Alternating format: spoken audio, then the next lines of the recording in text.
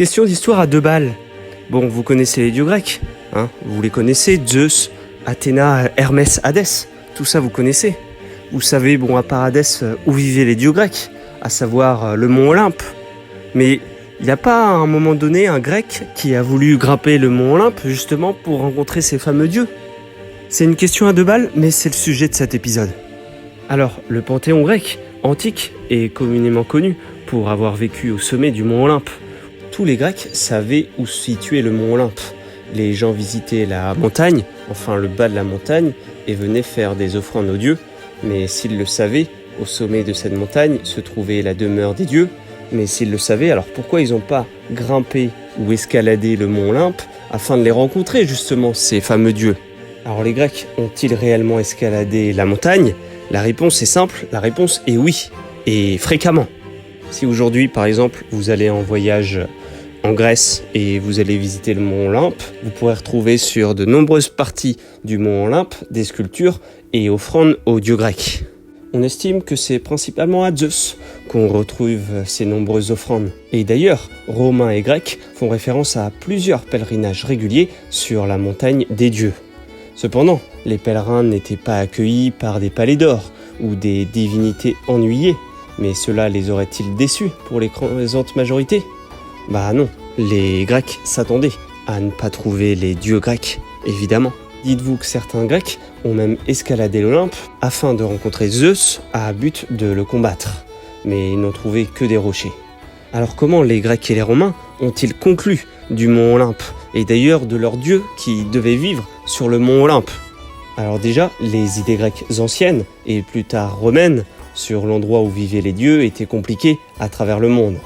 Dans cette région, de nombreuses personnes croyaient que les dieux vivaient littéralement sur le mont Olympe, et c'est ainsi qu'ils ont nommé leur montagne. Au fil du temps, on a vite découvert que cette montagne était la plus haute de toutes, au moins sur Terre. C'est ainsi que cela est devenu le mont Olympe, puisque la plupart des anciens Grecs n'allaient jamais voir le mont Olympe, et encore moins l'escalader. Il n'y avait rien pour contester cette croyance au début. Cependant, pour ceux qui avaient escaladé et visité la montagne, ils pouvaient voir l'absence de palais au sommet. Mais étant donné que Zeus était le chef suprême du cosmos, Zeus avait la capacité de cacher le royaume des dieux au commun des mortels. Bon, vous voyez, hein, la question est un peu épineuse en fait. Est-ce que les dieux vivent vraiment là-bas? Est-ce que Zeus cache le royaume céleste grec? Est-ce que les dieux vivent là et ne vivent pas autre part? C'est une question épineuse. Et ceux qui vivaient autour de la montagne, ainsi que de nombreux philosophes, avaient une vision moins littérale, avaient une vision moins textuelle de ce fait-là. Ils ne pensaient pas que les dieux vivaient sur le mont Olympe. En fait, au fil de la réflexion, et pour la plupart des Grecs, au fil du temps, le mont Olympe n'était pas le lieu d'habitation des dieux. On retrouvait chez les Grecs de plus en plus une interprétation qui ressemble à celle médiévale du ciel. C'est-à-dire que les Grecs, au final, ils pensaient que les dieux vivaient même au-delà des cieux, vivaient même possiblement dans le cosmos, et ne vivaient pas sur le mont Olympe en fait. C'était une vision quasiment primitive pour les scientifiques et pour les philosophes un petit peu avancés sur la question, qui disaient que les dieux ne vivaient pas comme des hommes. En fait, ils vivaient au-delà des cieux.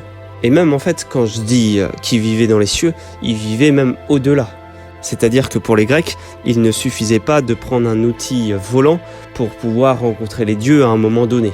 Cependant, le mont Olympe, qui était le mont le plus élevé de toute la Grèce connue, avait quand même une représentation bien distincte pour les Grecs, puisque c'était le lieu le plus élevé de la Grèce.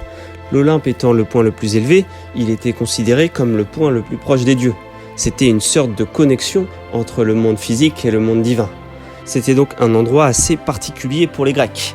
C'était pas là où vivaient les dieux, mais c'était quand même un lieu rempli de mythes et de légendes divines. Cela peut sembler assez contradictoire pour certains spectateurs qui écouteraient cette vidéo. Pourtant, c'est bien le cas.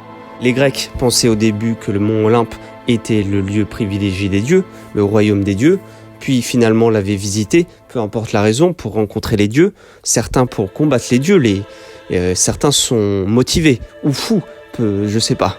Et puis finalement, ce lieu qui avait été visité et revisité, rencontrait une considération plutôt symbolique. C'était un symbole des dieux.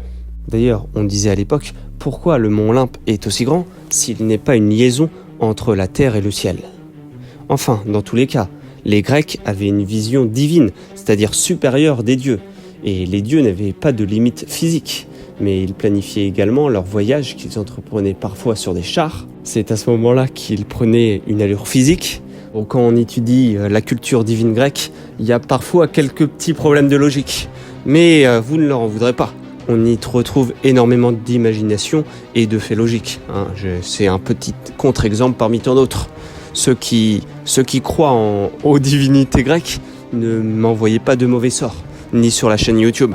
D'ailleurs, si certains problèmes de logique pourraient vous déranger, cela ne dérangeait pas du tout les Grecs. On va dire qu'ils n'y voyaient pas du tout de choses non logiques, d'ailleurs. C'est comme si nous on trouve des points, des détails illogiques dans certains livres bibliques, eh bien cela peut être une interprétation pour eux. Mais il y a aussi un autre point que je tiens à souligner, c'était que lorsque les Grecs trouvaient des montagnes qui étaient plus hautes que l'Olympe. Qu'est-ce qui se passait à ce moment-là? L'Olympe changeait de localisation, les dieux grecs déménageaient ou qu'est-ce qui se passait? Eh bien la réponse est toute simple. Les Grecs considéraient que les dieux pouvaient se situer dans plusieurs endroits du monde connu.